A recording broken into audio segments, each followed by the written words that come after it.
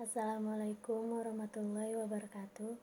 Perkenalkan, nama saya Yuyun Diana Lestari, Prodi Ekonomi Syariah 2, NIM E 2019-2080. Di sini saya akan menjawab tugas dari Ibu Nimatul Masruroh selaku pengampu dosen Ekonomi Mikro Islam.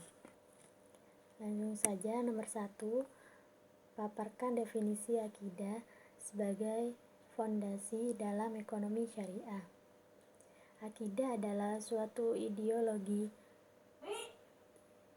yang membentuk paradigma dasar bahwa alam semesta ini dicipta oleh Allah yang Maha Esa sebagai sarana hidup bagi seluruh umat manusia untuk mencapai kesejahteraan secara material dan spiritual. 2. Mengapa maslahah menjadi tujuan antara dalam pencapaian falah? Yaitu, maslahah adalah segala bentuk keadaan baik material maupun non-material mampu meningkatkan kedudukan manusia sebagai makhluk yang paling mulia. Selanjutnya, nomor 3, apa definisi falah? Falah yaitu kemuliaan, kemenangan, kesuksesan. Falah dalam ekonomi Islam yaitu tujuan hidup manusia yang dibawa oleh Islam untuk mencapai kesejahteraan, dan untuk mencapainya manusia harus mengenal apa maslahah yang terjadi di sekitarnya. Nomor 4, apa saja kajian dari ekonomi mikro Islam?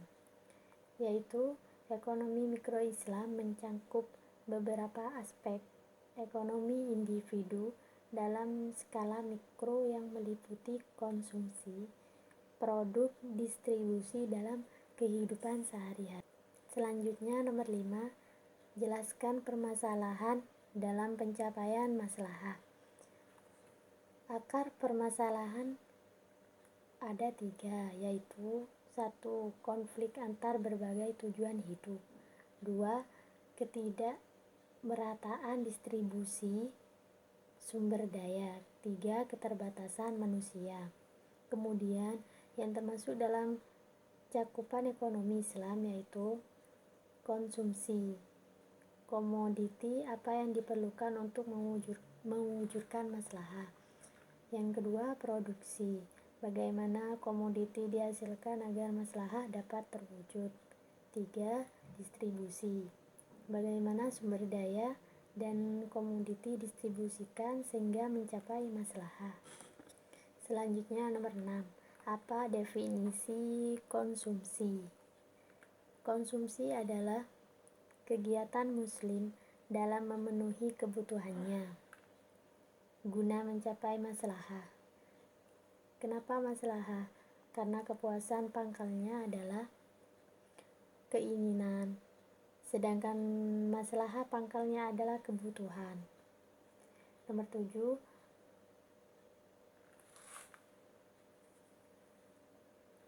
bagaimana perbedaan kebutuhan dan keinginan?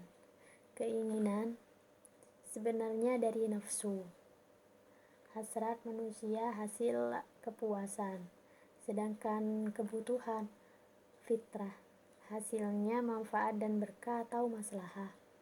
Misal lapar, maka ketika lapar manusia makan, tapi kemudian saat makan manusia ingin makan ayam, tahu, tempe, maka itu disebut keinginan, lalu kebutuhannya makan. Selanjutnya, nomor 8, bagaimana perbedaan kepuasan dan maslahah? Maslahah dalam konsumsi. Dalam menjelaskan konsumsi, kita mengkonsumsikan bahwa konsumen cenderung untuk memilih barang dan jasa yang memberikan maslahah. Konsumen cenderung untuk memilih barang dan jasa yang diberikan maslahah maksimum.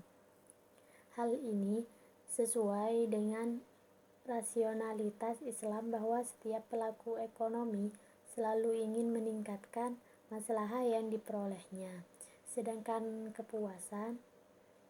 kepuasan seseorang dalam mengkonsumsi suatu barang dinamakan utility atau nilai guna. Kalau kepuasan terhadap suatu benda semakin tinggi, maka semakin tinggi pula nilai gunanya. Sebaliknya, bila kepuasan terhadap suatu benda semakin rendah, maka semakin rendah pula nilai gunanya.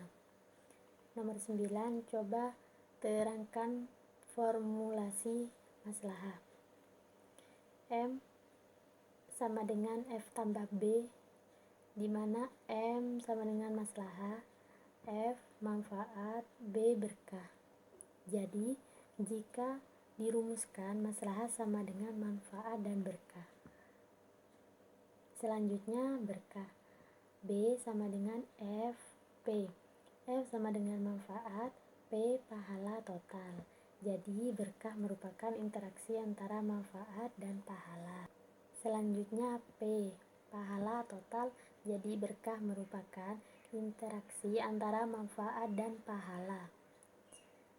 Di P adalah frekuensi kegiatan X pahala per unit kegiatan. Selanjutnya substitusikan persamaan.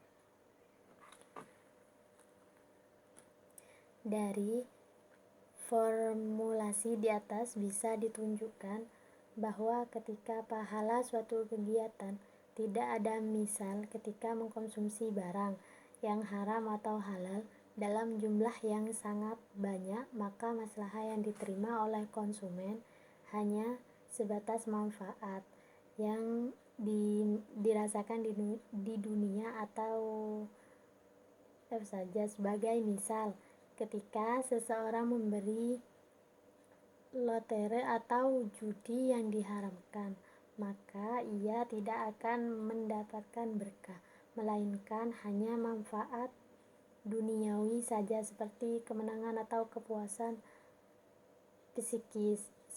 Sebaliknya, jika suatu kegiatan yang sudah tidak memberikan manfaat di dunia, maka nilai keberkahannya juga menjadi tidak ada sehingga masalah dari kegiatan tersebut tidak ada. Selanjutnya nomor 10.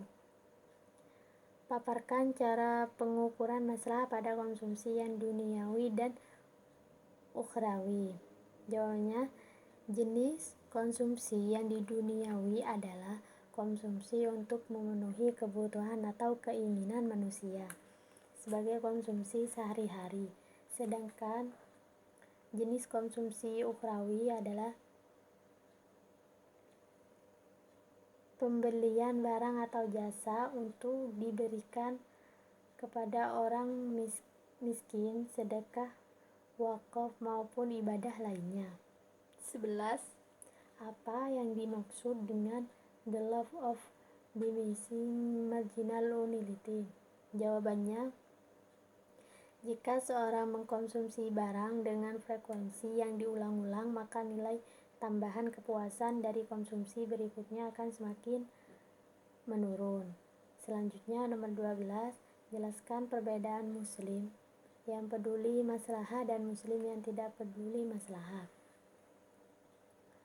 Muslim yang peduli maslahah adalah kegiatan seorang muslim yang diniatkan untuk ibadah akan mendapatkan manfaat dan berkah. Sedangkan muslim yang tidak peduli maslahah adalah kegiatan seseorang muslim untuk memenuhi kebutuhan dan keinginan hidup sehari-harinya tanpa diniatkan untuk ibadah. Selanjutnya nomor 13, jelaskan perbedaan cardinal approach dan ordinal approach.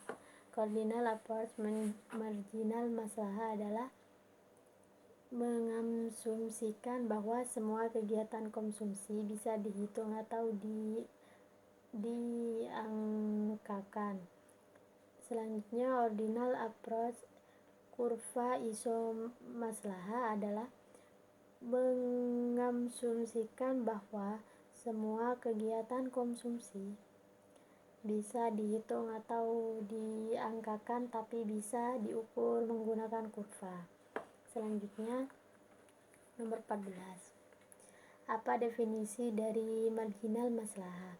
Jawabnya, maslahah marginal adalah perubahan maslahah baik berupa manfaat atau berkah sebagai akibat berubahnya jumlah barang yang dikonsumsi. Dalam hal ini ibadah mahdah. Jika pahala yang dijanjikan Allah adalah konstan, maka pelaku ibadah tidak akan mendapatkan manfaat duniawi, namun hanya berharap adanya pahala. Nomor 15, jelaskan maksud dari kebutuhan daruriyat, hajiyah, dan tahsiniyat, yaitu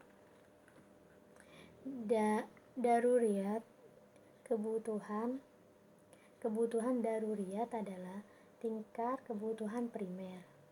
Bila tingkat kebutuhan ini tidak terpenuhi, akan terancam keselamatan umat manusia baik di dunia maupun di akhirat kelak. Kebutuhan ini mencakup agama, kehidupan, pendidikan, harta. Selanjutnya, hajiyat. Kebutuhan hajiyat adalah kebutuhan sekunder. Apabila kebutuhan tersebut tidak terwujudkan, tidak akan mengancam keselamatannya, namun akan mengalami kesulitan. Selanjutnya, tahsiniyat. Tahsiniyat adalah tingkat kebutuhan yang apabila tidak terpenuhi, tidak mengancam eksistensi salah satu dari 5 pokok di atas dan tidak pula menimbulkan kesulitan. Tingkat kebutuhan ini merupakan kebutuhan pelengkap. Selanjutnya, nomor 16. Mengapa jika tidak ada keberkahan, konsumsi semakin lama menjadi jenuh? Karena sudah timbul rasa bosan akibat terlalu banyak membeli. Selanjutnya, nomor 17. Jelaskan perbedaan barang komplementer dan substitusi. Jawaban, barang substitusi barang yang sifatnya saling menggantikan. Sedangkan barang komplementer barang yang sifatnya dipakai bersama atau saling melengkapi. Selanjutnya, nomor 18. Apa definisi komplementer sempurna, dekat, dan jauh?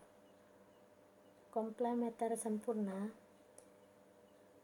terjadi jika konsumsi dari suatu barang mengharuskan tidak bisa atau tidak konsumen untuk mengkonsumsi barang yang lain sebagai peserta dari barang pertama yang dikonsumsi. Selanjutnya, komplementaritas dekat bisa digambarkan jika seseorang memakai sesuatu barang, maka dia mempunyai kemungkinan yang besar untuk mengkonsumsi barang yang lain. Selanjutnya, komplementaritas jauh disebabkan karena hubungan antara kedua barang adalah rendah. Selanjutnya, nomor 19. Apa definisi dari substitusi sempurna, dekat, dan jauh?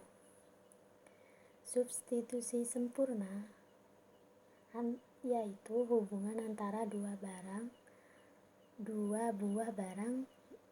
Dikatakan substitusi sempurna jika penggunaan dua buah barang tersebut bisa ditukar satu sama lainnya tanpa mengurangi sedikit pun kepuasan konsumen dalam menggunakannya. Selanjutnya, substitusi dekat. Dua buah barang bisa dikatakan substitusi dekat jika fungsi kedua barang tersebut mampu menggantikan satu sama lain.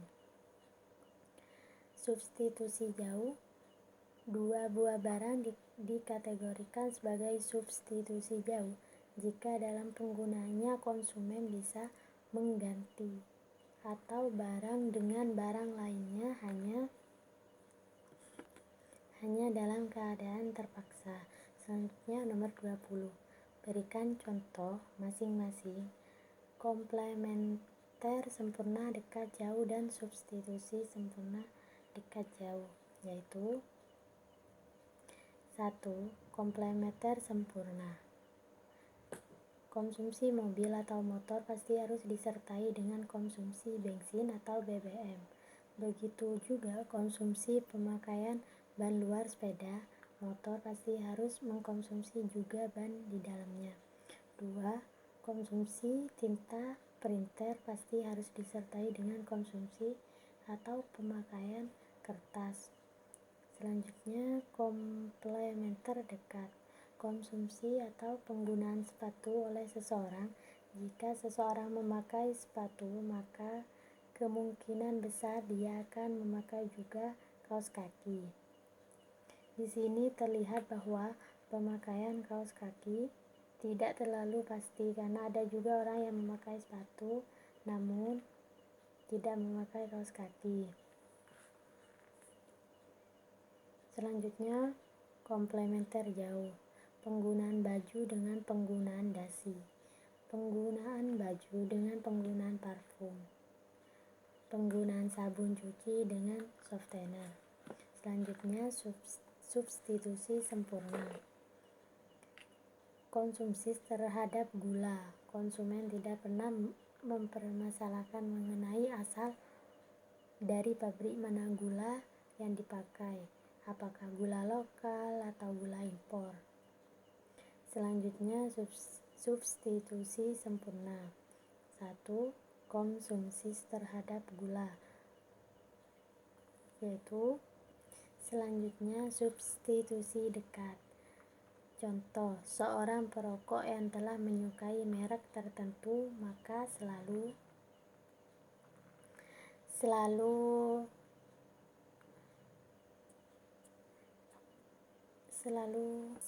merokok dari merek pilihannya tersebut. Dia pada suatu saat tertentu bisa mengganti rokok yang diisapnya dengan rokok merek lain. Namun, penggantian ini akan jelas menimbulkan turunnya kepuasan yang dia terima dari merokok merek lain ini. Selanjutnya, substitusi jauh. Nasi atau beras dan roti atau gandum. Meskipun roti bisa mengganti nasi, namun bagi kebanyakan orang Indonesia, mereka tidak akan makan roti sebagai menu utamanya sepanjang masih ada nasi. Sekian dari saya.